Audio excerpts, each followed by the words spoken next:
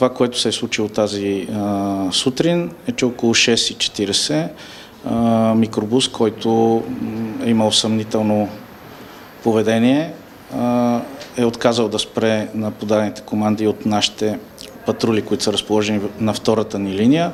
Те са усъмнили, че в микробуса има евентуално нелегални мигранти. Ние имаме нова стратегия, по която работим там, т.е. стараем се да осъществим спирането на подобни превозни средства по най-безопасния начин, така че да не пострадат повече хора, тъй като понякога поведението на водачите, знаете, че е много безотговорно. Те нямат ангажимент да пазят живота и здравето нито на гражданите, нито на мигрантите, нито на полицаите, нито своя собствен. Така се е случило и в момента. При заградителните мероприятия водача най-вероятно изпаднал в стресова ситуация, самокатастрофира, български гражданин, който е починал. Мигрантите са 15 души от Афганистан.